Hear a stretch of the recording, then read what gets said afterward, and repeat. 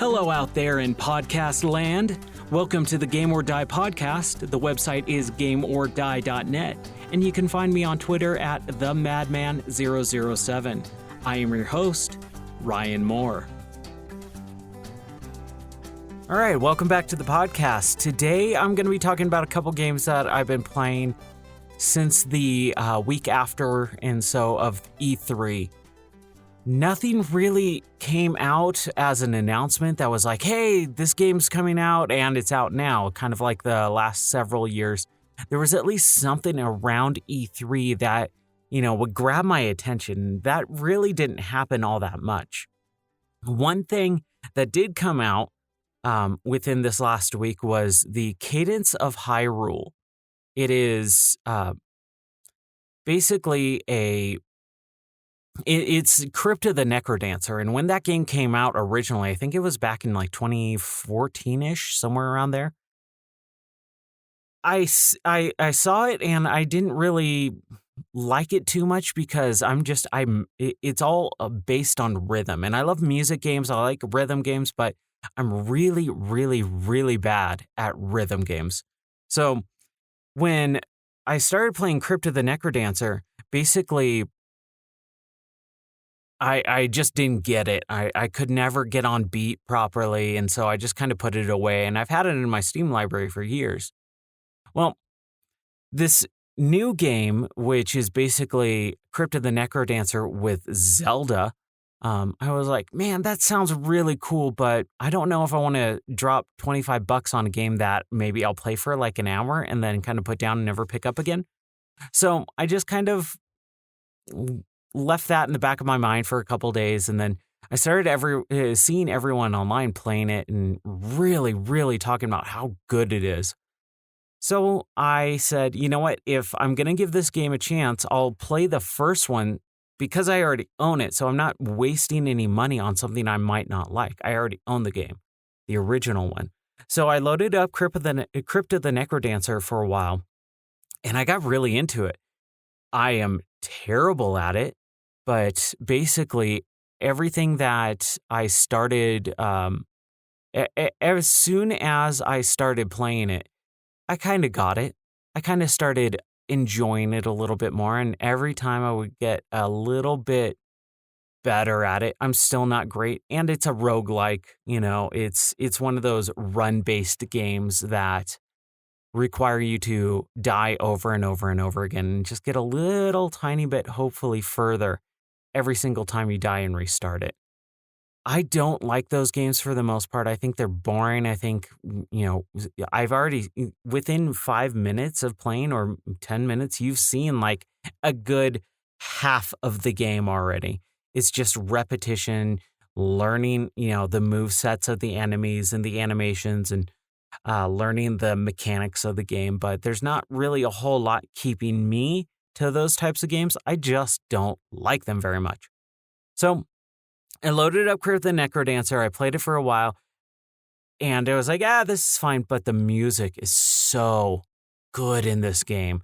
It's kind of a bummer. I didn't realize it until it was too late. But I have the game, and I have the base game on Steam. But Steam had a sale of the game and all the DLC, which was all the soundtracks and things like that. And the music is so good in this game. I really wish I would have spent the $15 to buy all the DLC, to get all the soundtracks and the enhanced soundtracks and all the different stuff that is in that game. But unfortunately, I just didn't have the time. I, had to work and stuff like that. So I kind of missed out on the sale. I'm sure it'll pop up on sale maybe next week when the Steam sale shows up again or whatever. Who knows? But playing through the game, it's pretty fun. You've got enemies who move to the rhythm. So on every beat, basically, enemies will move and attack. And you have to move and attack on every beat too. So it's like this waiting game of seeing who can get where the quickest and kind of timing your dodges and attacks to the beat of the rhythm, basically. And it's really, really good. It's really fun. But the kind of standout thing for this game is the in every level, and it's always different every time it's procedurally generated, but every level there's a shopkeeper. And the shopkeeper, you have the fog of war basically, so you can't see where you're going at the beginning, and so you have like this vision circle around you, and so every time you move forward, you kind of reveal a little bit more of the map. The only way that you know where the shopkeeper is because of the music and his singing. The music changes a little bit, and you'll hear a little bit of vocal music in the background that slowly ramps up in its loudness, basically, to as you get closer to him. So as you get closer to him, basically you hear more and more of his singing, and it is so cool and is layered perfectly with the beat. It's kind of like how you would be humming to yourself, basically, when you're playing the game. And it's so good. I love it. I love this game so much.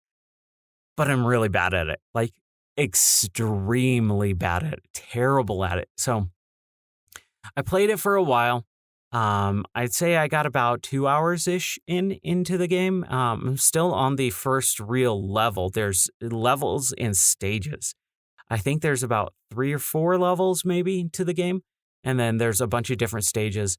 I've only got to the 4th stage in 2 hours just because I'm that bad at these games. And moving on the beat is really hard for me. I'll put headphones on, I'll try and get it, but just for whatever reason, I'm just not very good at it. It has nothing to do with latency because there's a latency timer calibration tool. Calibration's fine. It's just I'm bad. I can't even clap on rhythm. So for me, I kind of just have decided, hey, you know what? I'm just going to play this game as is. I'm not going to really try and beat it or whatever. I'm just going to play it and have fun with it. That's what the games should be anyways. So I'm not going to take it too seriously. I'm having a blast with it. So at this point, I played the game for a couple hours and I was like, man, you know what? I want to get into the Cadence of Hyrule, the Zelda version for Nintendo on the Switch, before everyone stops talking about it and I kind of lose out on the discussion of the game and, listening to everyone and understanding those discussions. So I bought the game, I loaded it up, and it's really good as a Zelda game. It's a fantastic Zelda game, but I don't think the rhythm is that amazing. The songs are all, versions and remixes of a lot of familiar themes in the Zelda franchise, but I don't think the beats are as good. It is extremely hard on most of the sounds, even in the very beginning of the game, to pick out, especially for me anyways. I'm not playing with headphones, but I have my Switch docked, or I've even actually, for the first time in years since the thing launched, really picked it up out of the dock and tried handheld mode maybe late at night or something to try and just go, all right, there's no noise in the house. I can sit here and just listen to this music and try and play it. And I just don't think the beats are that powerful or easy to pick out from the rest of the music that's going on in the sound effects. I really like the game. I like the look, the art style, the familiar setting of Zelda and Hyrule, but I just don't think the beats are that good. I've played at least an hour of the game, and I barely can get past maybe 5 or 6 screens of the game before I die, because it's just so hard to judge everything. Everything's super tiny on screen, and I don't like the Crypt of the Necrodancer part as much.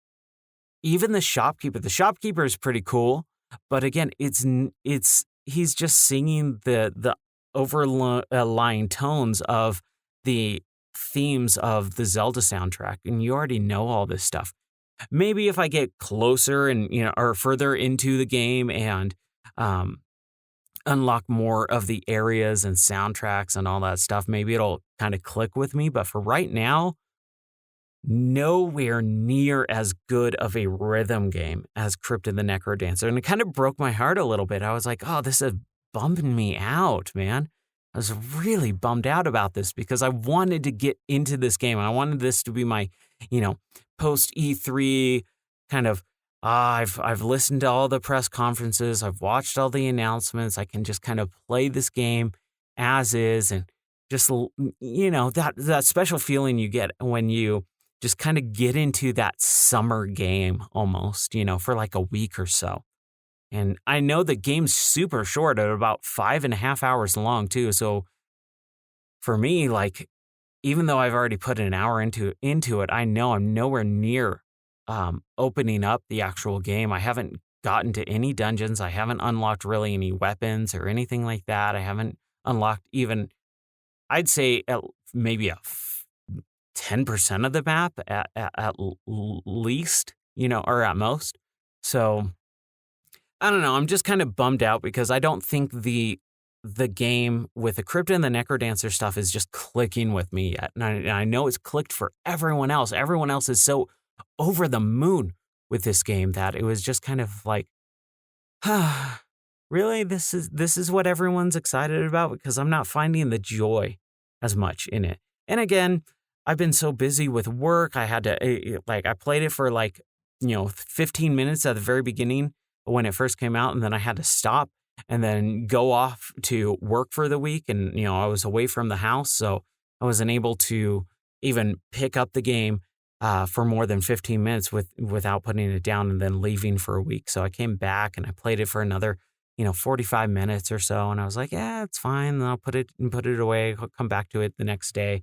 Came back to it the next day and played for another half hour or so. And it just wasn't clicking for me. So maybe I just need to sit down for a good hour or two and just kind of, go through the motions of the game until it starts clicking with me. But right now, if you handed me Cadence of Hyrule and Crypt of the NecroDancer, I'd take Crypt of the NecroDancer. I think the music is better. I think the gameplay is a little bit easier to understand for me. It's just not my game. It's not my type of genre that I'm really into. I don't like roguelikes. I'm bad at rhythm games, but I enjoy it enough to stick with it. And I'm going to stick with Cadence of Hyrule as well. But for me, it just hasn't clicked. It hasn't grabbed me in the same way. It hasn't really captured my mind to where I'm thinking about it all the time. And I want to play it. If I'm not playing it, all I'm thinking about is getting back to playing it. So I haven't gotten there yet. So hopefully, within this next week that I have off, I'll be able to play it a little bit more and really get invested into it. The other couple of things that I've been kind of occupying my time with is TV and movies. I watched Adam Savage's new TV show about him. It's Mythbusters-esque in a way, but with Adam Savage, it's not about myths, it's about building stuff for him. He loves the building stuff aspect. And with his book that I read, he goes really in depth into building models and kits and, cosplay, costumes and stuff like that, building intricate, over engineered, designs and elements, things, props. So he likes building stuff. And so his new show is called Savage Builds. And the first episode aired, and it was him building a basically semi-indestructible or bulletproof and bomb-proof flyable Iron Man suit. He's obsessed with Iron Man. I'm not a big Iron Man fan whatsoever. I think the design in the Marvel movies are great. I think Robert Downey Jr. is really good as Iron Man. But again, Robert Downey Jr. for me, I will go on a little bit of rant here. Robert Downey Jr. for me, it will always be the drug addict that Hollywood cursed and said, we are done with it. He's the joke on The Simpsons when they say, oh, we're in Hollywood and they're shooting a movie with Robert Downey Jr. and it's a shootout going on. And then Bart looks around and says, I don't see any cameras, because that's the type of person and the type of image that he had for a very, very long time until he kind of cleaned himself up and he got rehabilitated, and now he's basically the face of the biggest franchise in cinema history. So for me, Robert Downey Jr. and Iron Man have never clicked. Iron Man was always a D-list character at best in comics for such a long time until that movie came out. I remember laughing out loud, just ha ha ha ha, ha. What? They're making an Iron Man movie? Wow, that's going to bomb. Because Iron Man was a joke character. He was so low on the list of interesting characters that Marvel had that he was a terrible character. I never liked Iron Man. So I was wrong, and he got super popular. And again, Robert Downey Jr. did an amazing job with that character, making him very pious and, know-it-all and smart alecky and kind of, just a general all-around douchebag type of character, but a likable one to the point where kids want to emulate him. People want to see him on screen and go, even though he's a jerk, he's kind of a lovable jerk because he has the smarts to back it up. And, that first movie is actually really good. I'm not downplaying the movies. I just, even now, Iron Man's still not my favorite character in that franchise. I think the Iron Man movies are fine, but I wouldn't even rate them in my top 5 of the Marvel movies. So, that being said, Adam Savage builds a Iron Man costume out of titanium. They 3D print titanium armor plating, and him and his crew put it all together, and then they shoot guns at it and see if it's bulletproof. And up to, I think it is a 45 caliber bullet. Start out with 22, which is basically like throwing a rock at someone. And then all the way up to 45 millimeters, or not millimeters, sorry, 45 caliber bullet. It destroys the bullet and bounces off. It makes I think in the 45 caliber, they shoot it in the same place multiple times, and he says there's maybe a slight indentation, but they shot it a bunch, and bullets are bouncing off or being destroyed by the armor within the impact. So it's bulletproof. They blow up some C4 next to it, and it contains the blast in the areas inside the armor. So technically it's bulletproof. And then they get a guy to all the stuff that you've seen online, those not memes, but viral videos of the guy with a jetpack with the, jet turbines strapped to his arms and back, and they fly around for about 5 minutes or so. Really cool. But they're so stiff, there's very little movement, and it looks like they're kind of leaning forward just a little bit, and they have their arms down, at their sides. So they bring this guy along who created that technology and has the company that makes these jetpacks. And they try and teach Adam how to fly, but he's just, he does it, and he's like a little kid. He's, having a blast. It's really fun watching him just lose his mind over some of this technology. And he's just, they only have a set amount of time, and he says, you know what, this is just going to be too difficult for me to actually fly around in this armor.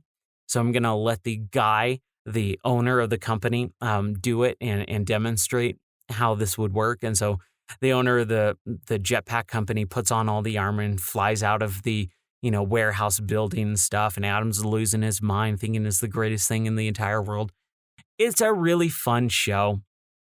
It just came out with its second episode. I haven't watched it yet, but it's Adam Savage. I really like him. I like the guy. I like all that he does. I'll watch tested videos because, or I'll listen to his podcast because he's just really enthusiastic. And for me, I'm a very pessimistic person sometimes, way more than I should be for sure.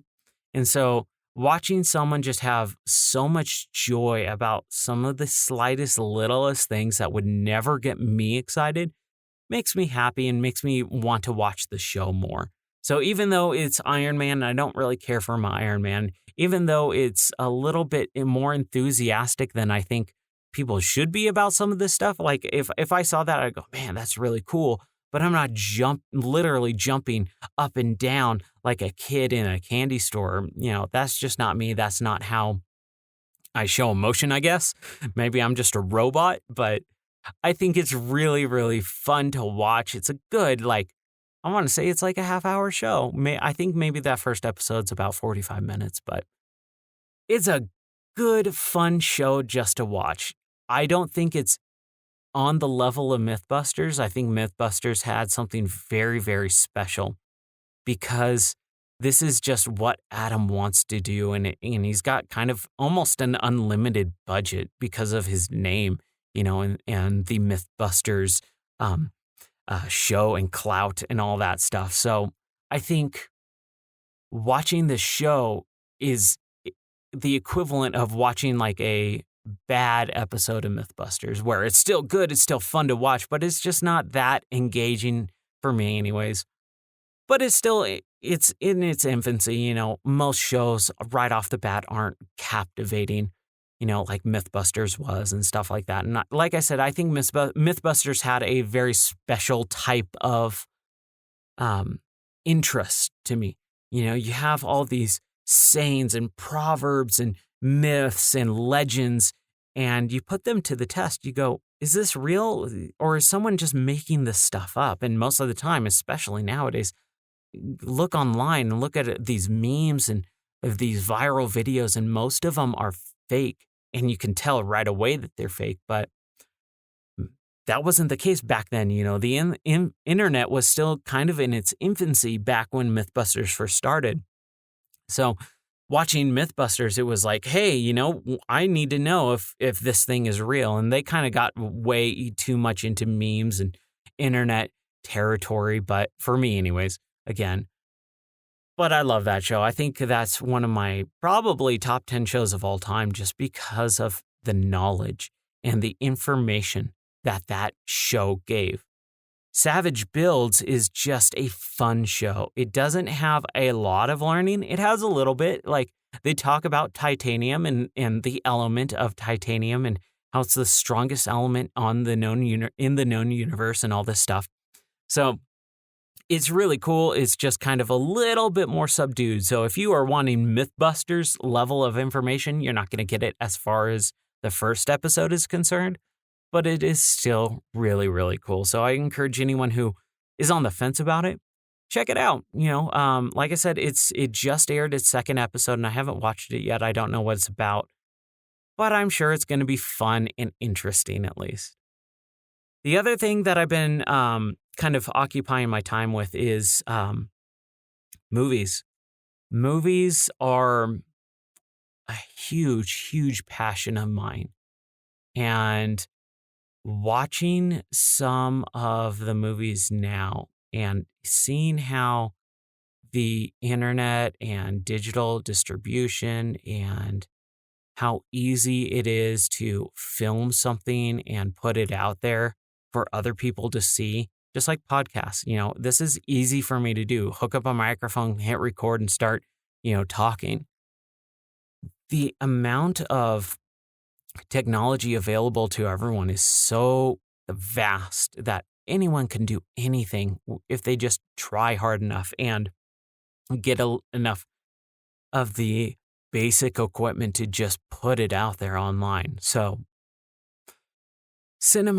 movies have been such a big, big thing of my life. I wanted to be a director. I wanted to go to film school. I wanted to go to the New York Institute of Film when I was in high school. And I took film classes in college.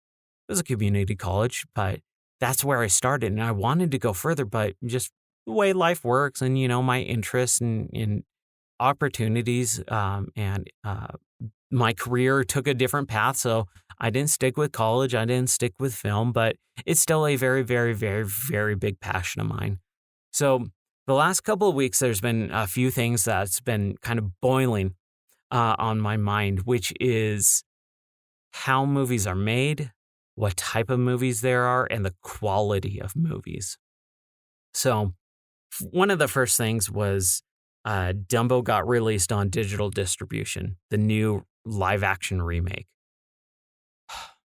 Live action remakes are, especially with Disney, just such a bad idea because they are so terrible. They capture none of the joy and wonder of these types of movies. These classic movies that you've watched millions of times, in your life, hundreds, I'm sure, maybe tens. But these movies are so ingrained in our consciousness as what they look like, what they sound like, what scenes are in them. And so these live action remakes can never do justice. And I'll talk about this at some other point. But these live action remakes come out, and Dumbo came out, and I didn't see a trailer. I didn't go see it in the theater. I would never spend money on this movie. And I saw it online, and I was like, man, I want to see what the movie just looks like. So I kind of scrubbed through the movie really quick just to kind of get an idea of what a live action remake of Dumbo would look like. And Dumbo looks terrible, crappy CGI elephant. And the movie focuses more on the humans. The movie Dumbo focuses more on the characters that are side plots versus the main character whose name is on the movie. The movie is called Dumbo, and the movie doesn't even barely feature him. Why? That's insane to me. So I'm not going to really talk about it too much because I don't care about it enough to talk about it. But it bothers me that these remakes are just focusing on the wrong aspects. So it bummed me out seeing that stuff. And I'll probably put up a blog post or whatever on it too. But that was one thing. The other thing is Endgame. I haven't seen it yet. We just haven't had the time, or, we haven't made the effort to go to the movies as much as we wanted to. So, or when we have, it's always, oh, well, this movie's 3 hours long and it's showing in 2 theaters, and one starts 5 minutes ago and the next one starts at 11 o'clock at night. And it's always a pain to go try and schedule ourselves around the movie we want to see. That's insane. That's another, I will write something about that too, because that's why I don't go see movies most often, is I need to be in a specific mood to watch a movie. And most of the time I'm not. I don't go watch movies very often. It's more of a spur of the moment thing. Like, I could watch this movie. If I can click on it and instantly play it, I will watch that movie all the way through without fail. But if there is a movie where I need to schedule myself around it and take time out of my day and my schedule to go attempt to watch this movie in a theater where I'm gonna have a bad time because no one pays attention to anyone else around them. They're all self-centered, self-focused, pulling out their phones, having conversations during the movie, checking their emails, checking their text messages, and all this other stuff, bringing their kids into movie theaters, having them scream, having them run around. It's just, I hate the movie theater going experience. So we tried to go see Endgame, and the reason I brought Endgame up is because we haven't seen it. They just announced that they're putting a quote-unquote re-releasing, even though it's already in theaters still, and you can't re-release something that's just been released. It needs to be out for a while, not available, and then you can re-release it. But they basically said, we're putting more footage into the movie. And they're not putting more footage into the movie. They're putting footage in that they took out originally for this original release. Several weeks. The movie's been out for 2 months. 2 months. And they're putting it back in to get people to keep spending money on this movie instead of putting that on the Blu-ray or making it a digital distribution. The movie's done. The movie is on servers. People should be able to watch it right now. They don't need to go to a movie theater. People should be able to watch it right now in the comfort of their own homes without having to schedule their lives around this dumb movie and go to a certain area, drive all the way to a place, drive all the way back, spend a ton of extra money on popcorn and crappy food that is not of good quality usually, that's way more expensive than a normal thing would be, just to go see a movie. And so I got really upset about this. I wrote a whole long thing about it. I'll probably put that up on the blog too. But basically, I've been watching these things happen in movies and theaters and things like that. And it's been really bothering me because, like I said, I was so passionate, and I still am so passionate about film. So I kind of went back a long way. On Netflix, there's a really good documentary about Orson Welles and the Magnificent Ambersons, Citizen Kane, and just his life in general. And I believe it's called The Color of the Wind or something. No, that's Pocahontas. There's a Orson Welles movie that he never got to finish. And so last year they put it out on Netflix. They finished it up and put it out, and they put this documentary of Orson Welles on trying to finish this movie. So I really got invested in Orson Welles again because he's always been a figure that has fascinated me. This guy at such a young age got such a crazy head start and basically got carte blanche from movie studios to create Citizen Kane.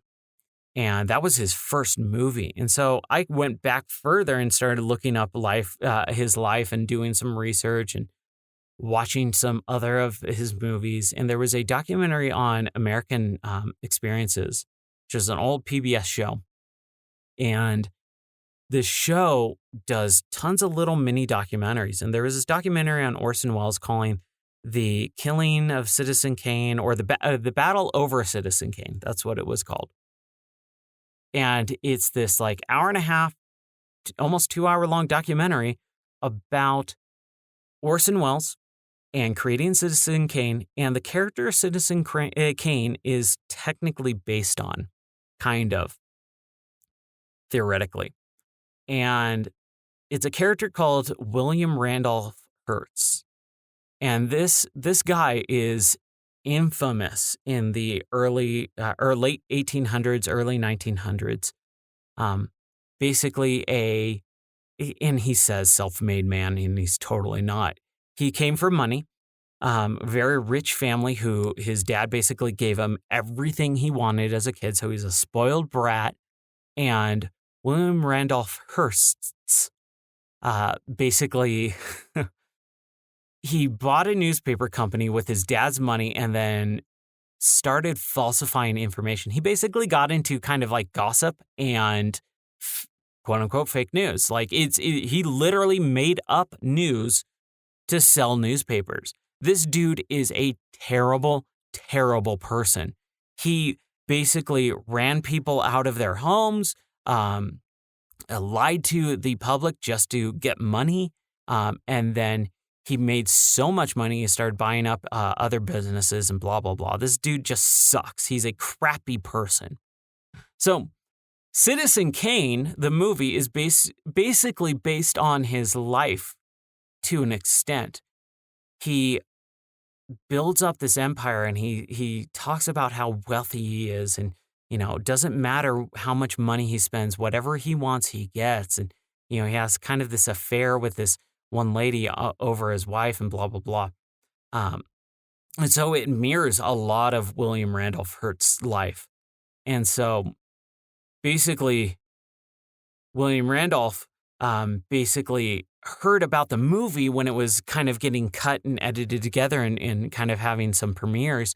And he realized that, hey, this is kind of basically my life, and you're making me out to be a bad guy. Again, which he was. He didn't see himself that way, obviously. So he tried to kill Citizen Kane. He tried to buy the negative print of the movie and burn it.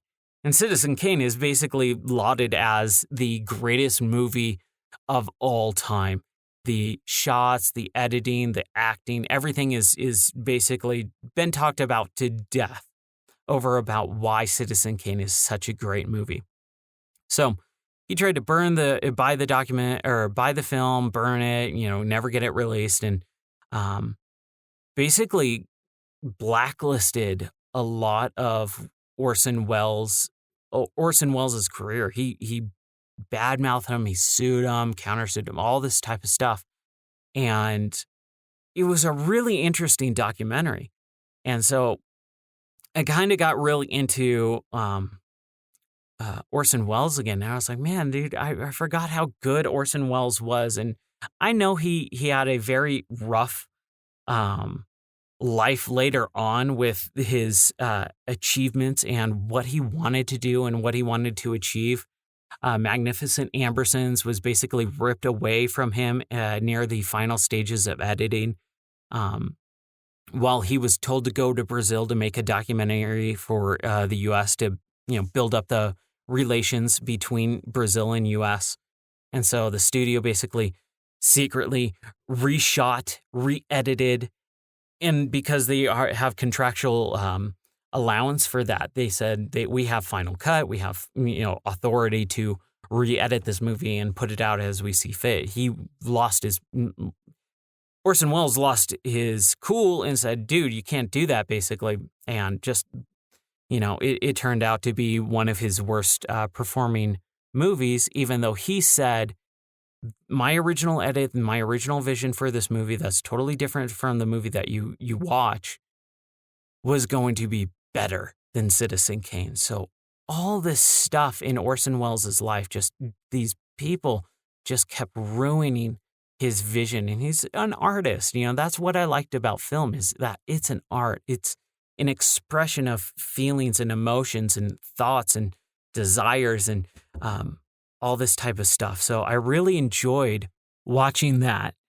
And it's just something that I wanted to kind of talk about a little bit, because I don't get to talk about this stuff as much as I really want to, because a lot of people just don't care about older movies and older cinema. And I think there's so much good stuff in there. Yeah, there's a lot of bad stuff. And yes, there are a lot of good stuff nowadays as well. But I think the quality of films now compared to then are just not as good, or not what I like.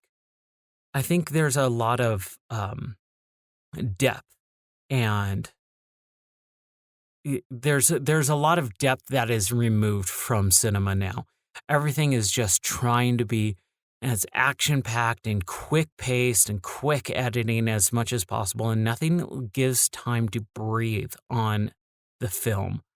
There's no spacing, there's no breathing room in film nowadays, as much as from what I've seen lately.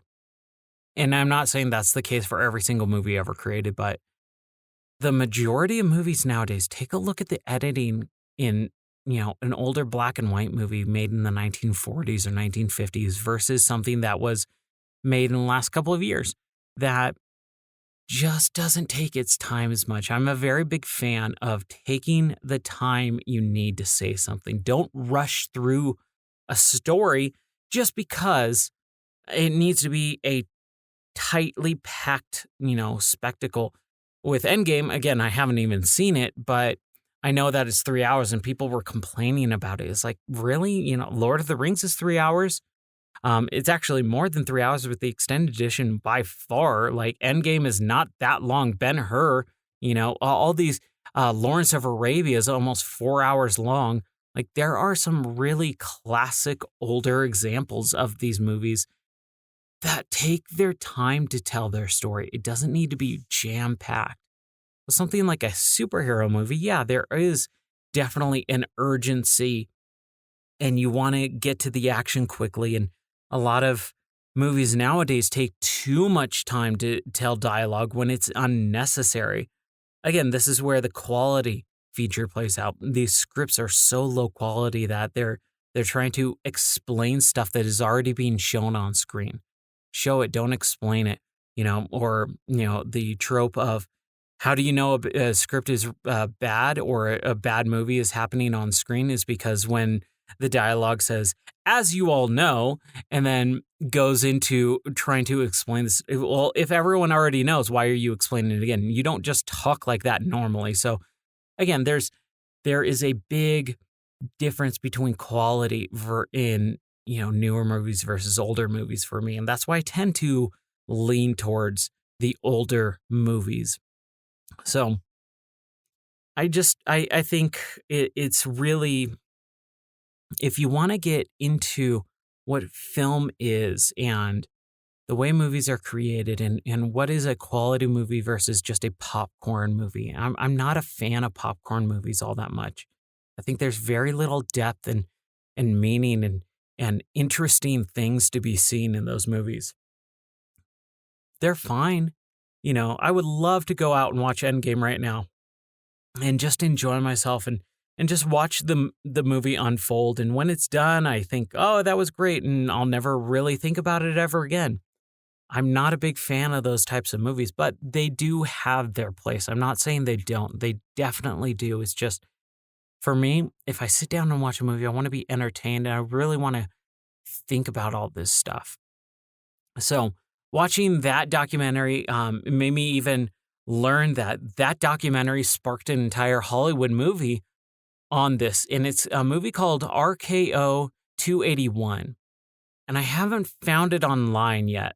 And so I actually might have to go buy this DVD to rip it, because it's a movie based on this story, this documentary of Orson Welles trying to create Citizen Kane and being shut down by, this evil conglomerate, businessman, tycoon who has this iron grip on the city and the industry at large and stuff. So, and it was made in like the mid 90s too. So I never heard of it.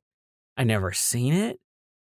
And I can't find it anywhere, which is baffling to me, because it's not like it's an old movie. It was in the 90s. And it's got some pretty major players in Hollywood at the time for making this movie. And I've never even seen it. So it's kind of crazy. So I watched a lot of that. I also, last night, watched Robin Hood Men in Tights. I've seen it multiple times before. It's nothing new. It's not like I'm coming to it for the first time. But I love Robin Hood. The Robin Hood character has always been extremely interesting to me. And Men in Tights is a Mel Brooks movie, and I love Mel Brooks. He's my favorite comedic director. So why am I never really wanting to watch this movie? Anytime someone suggests it, it's like, I just think it's not as good as some of the other Mel Brooks movies. It does have a very 90s aesthetic to the way it's filmed. It's got a lot of reoccurring jokes and characters from Brooks's other movies as well. So it's kind of like a best of compilation to me, but it's nothing that makes me want to go, oh man, I love that movie. It's a decent movie, but it got a lot more laughs out of me this time than the last several times. I don't know why. My wife wanted to watch it last night, and I was like, sure, let's put it on.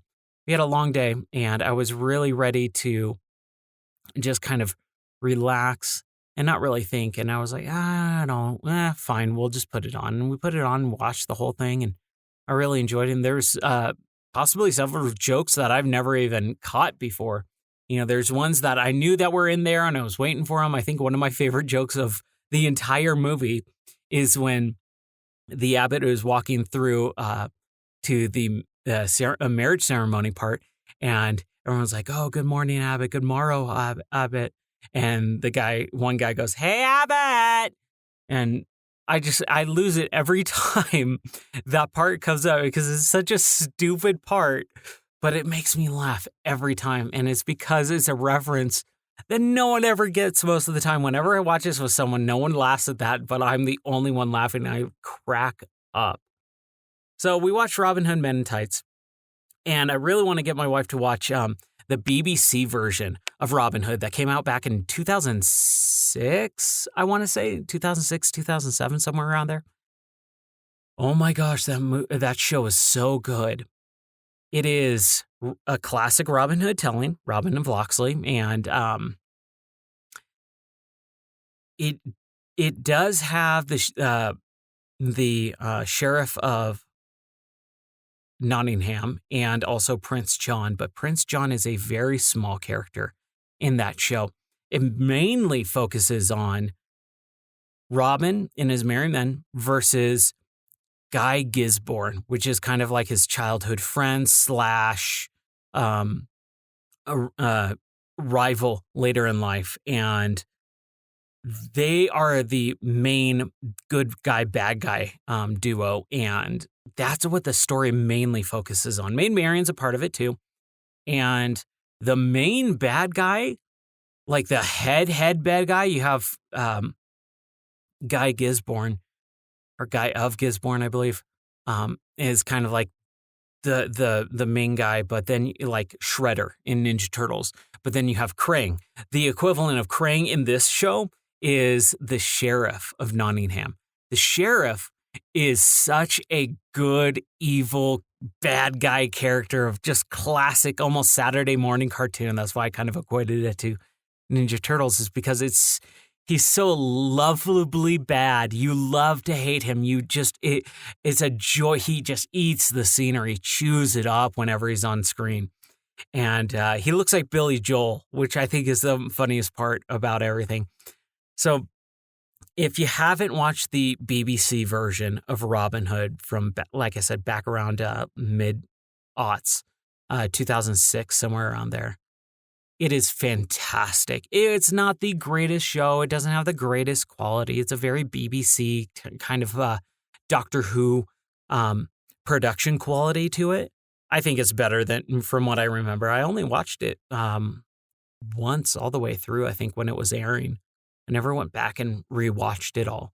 But from what I remember, I think it actually has a better production quality than Doctor Who from the, again, reboot version, or not reboot, but continuation version with like David Tennant and all that. So we watched that. And then later on, I was flipping through everything, on my Plex library, and I was like, man, I just want to watch something fun. Not even really think about it. I was going to watch El Mariachi, but I didn't really want to. And then I watched something on Cineflix a couple days ago. They finally put up a new video about the top 10 greatest action movies of all time. And I was like, oh, okay, this is going to be, the classics. You're going to have Terminator. You're going to have Die Hard. You're going to have possibly Aliens in there as well. Just the classics. Whenever you're talking about action movies, you're going to have these things. Maybe a Commando, maybe another Arnold movie. So I was watching this, and they talked, and not to spoil the list or anything like that, but they talk about The Legend of the Drunken Master Part 2. And I was like, oh man.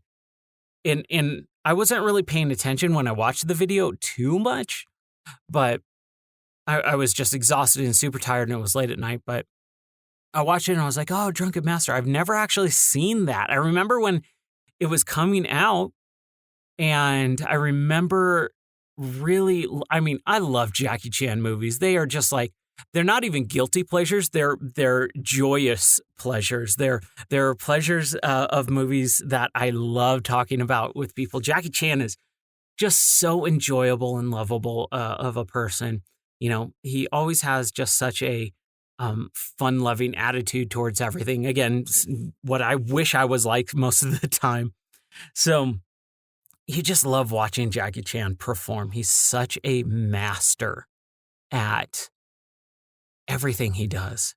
Comedy, action, stunts, even normal dialogue too. And so I was like, man, flipping through my Plex library, I was like, Drunken Master. All right, cool. I'll watch this. I'll kind of get what they were talking about in that Cineflix video of why it deserves to be one of the top action movies of all time. So I loaded it up. I was like, man, this is really old. It's made in it came out in 1978. And I was like, oh yeah, I remember this being a dub version and blah, blah, blah. And so I loaded it up, and apparently the version I have is non-dubbed. It's, It's ADR'd, original release, so there's no English dubbing. And so I had to grab some subtitles off of Plex as well. Really glad they have that option in there. That's really fantastic. So you don't have to always have subtitles for your movies. You can actually just kind of select them from whatever it gets scraped from, all the different subtitle sites out there. So I watched Drunken Master, and I'm not seeing any of the, clips from this movie or from the Cineflix video. And I was like, this is a good movie. It's crazy how every single scene has fighting in it. Like, it is just like people just break out into kung fu action fights in literally every single scene of the movie, except for, I think, one. That's it. Everything else is all action, fighting, comedy. And it's a really fun movie. It reminded me a lot of Kung Pao as well. And I love that movie to death. Yeah, there's some dumb, stupid stuff. The bad CGI cow fighting scene, the ridiculous baby fighting scene, and then also the tonguey and the aliens, like dumb.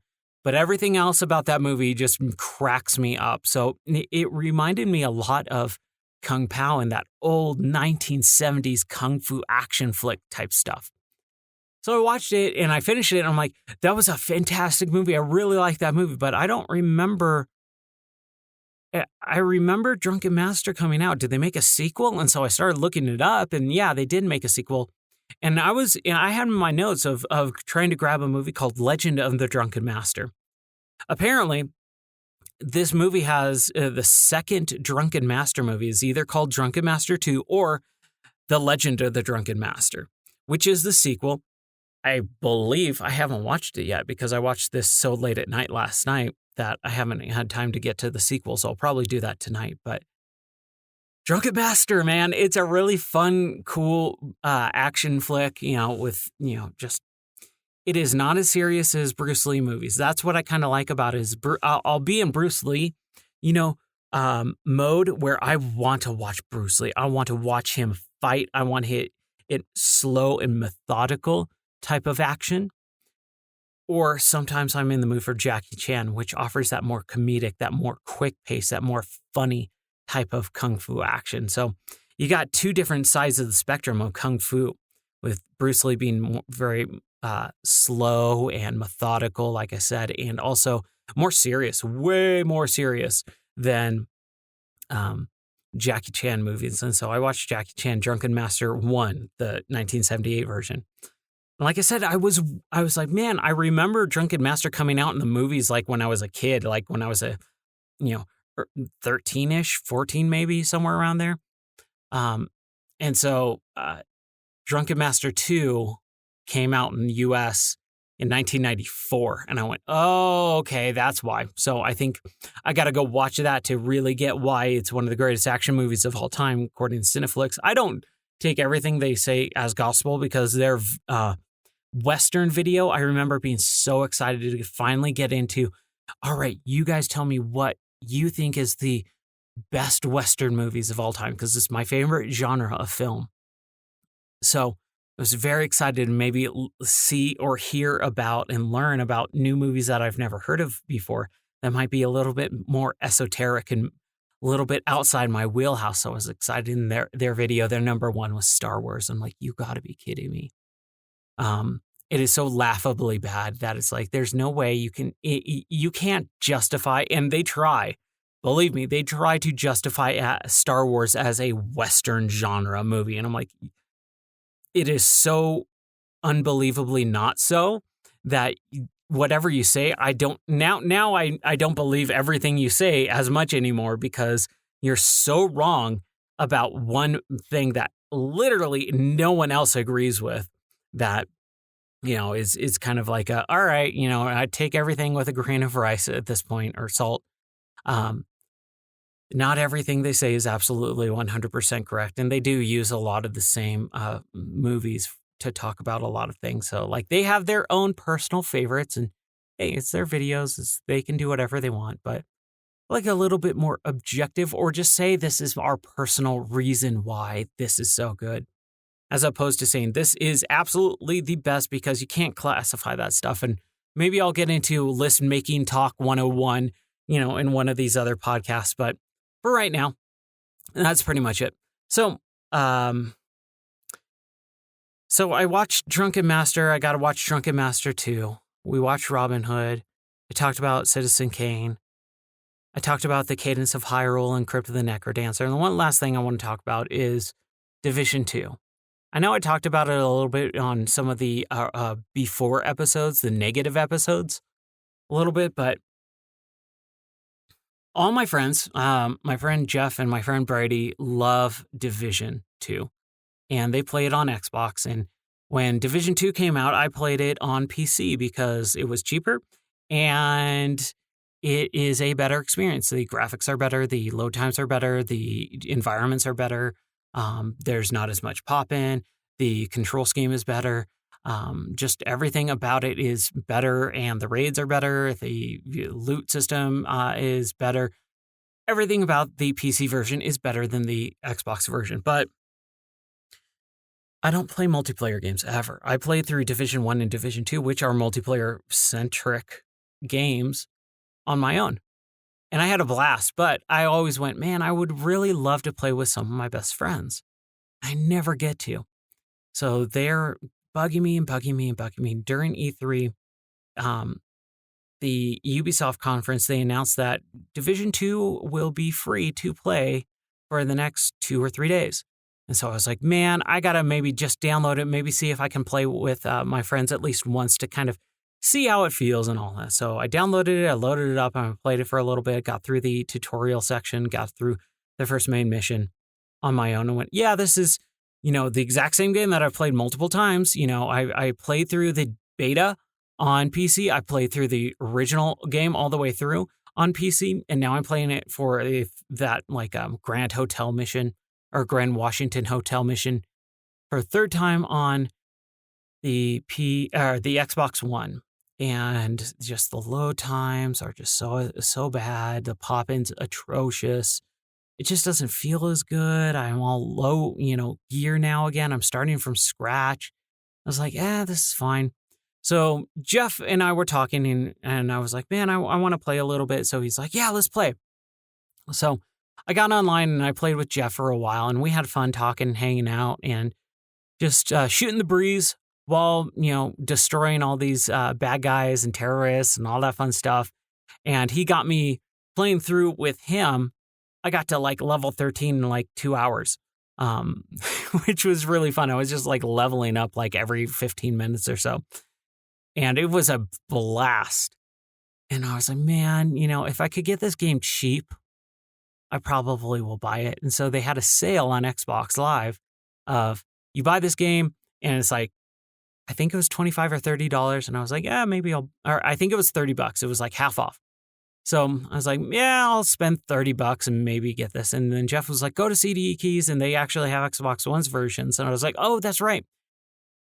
All these sites that I go to for PC games sometimes do sell console games as well, digital codes. So I tried buying it for $25, so $5 off. And I was like, yeah, sure.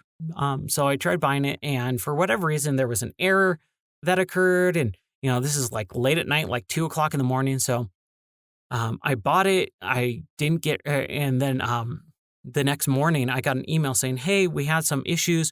We're going to refund whatever purchase, but we'll give you a coupon code for the store, and it's not going to expire, so you can use it for whatever. If you want to use it for this the purchase and retry again, or a different purchase, that's great. So I got this coupon. I applied it to the game again. I checked it out, and I got Division 2 on Xbox One, so I own 2 copies of this game now, the PC version and the Xbox version. I got it for $19. And so I was like, this is $19 well spent. I can hang out and play it with my friends every once in a while whenever they get online and whenever we're all able to play together. So I got to play that for a little bit more, and I've been kind of on and off playing it, here and there for 15, 20 minutes, an hour, whatever, late at night when I don't really want to do anything else. I don't want to get into another different game, because this game, Division, you can jump right into it, and the mechanics of the game are so well done, even though I already beat the game. I finish the story mode, and I very rarely replay games a second time. It's something that's so fun. You can kind of jump right into for the most part. Like I said, the load times are terrible on the Xbox One, on the console, but once you get past that, and fast traveling is kind of bad too. It's way longer. Definitely tries my patience. But when I play this game, I pick up the controller and I just start playing. I have a blast. Put on some music in the background, just kind of relax and just have fun. And that's what I'm kind of wanting right now out of games in this summer period. We're coming up to 4th of July weekend in about a week and a half here. And I just want some relaxing, chill type of gameplay experience, you know? I don't want to get heavily invested in an emotional storytelling game. So I'm just having a blast just playing this game I already played, but I'm still having fun with. Another game I'll probably try out later tonight would be The Outer Wilds. Because of Game Pass, because of having this subscription service where you get a bunch of free games, I get to try out some games that I wouldn't honestly even spend the time to pirate and download on my own for free even. So not spending money on Outer Wilds, not pirating it, but just playing it because I have that subscription service. Seems pretty cool, and everyone is just losing their minds over this game. It came out before E3, but no one really had time to invest into it, and so now that E3 is over, everyone's kind of investing their time into this Outer Wilds. Yeah, because the other one is The Outer Worlds. Two terribly different games, but terribly named. Like, come on, name your game something different. But Outer Wilds came out already. The Outer Worlds is something that's coming out like late November, Christmas time. Totally different games, but it sounds rad. It seems pretty cool, so I'm going to at least give it a shot. It doesn't seem like it's too long to beat either. So I'm looking forward to that. Kind of just, like I said, chill games that you can just relax and hang out and have fun, during an afternoon session or something. That's what I'm really into right now. And hopefully I can maybe watch Drunken Master tonight and talk about that the next time too. So thanks for listening. I really enjoy just being able to talk and about this stuff, the stuff that I'm passionate about, the stuff that I really enjoy talking about: video games, movies, TV. The normal geek stuff that you see across the board at this point. But remember, geeks were not cool 15 years ago. And I was doing this stuff 15, 20 years ago, 30 years ago almost. I was the nerd in school. I was playing video games when no one else was really, or if they were keeping it on the lowdown. I was like, dude, video games are my hobby. Video games are what I enjoy doing. Video games, action figures, comic books, all this stuff that's now geek culture and kind of pop culture at this point, which kind of boggles my mind. But, if it gets people to enjoy themselves, cool. So if you like this stuff, if you want to hear more, about it and me talking more about it, I hope you keep listening, because I do have a lot of fun just kind of talking in this microphone for an hour or two, or however long I can talk without getting interrupted. I keep getting interrupted with texts and voicemails and calls and other interruptions. So, I as long as I can continue talking, I'll talk about all the stuff that interests me, and hopefully it interests you as well. That's why you continue to listen. So thank you for listening, and I will see you next time.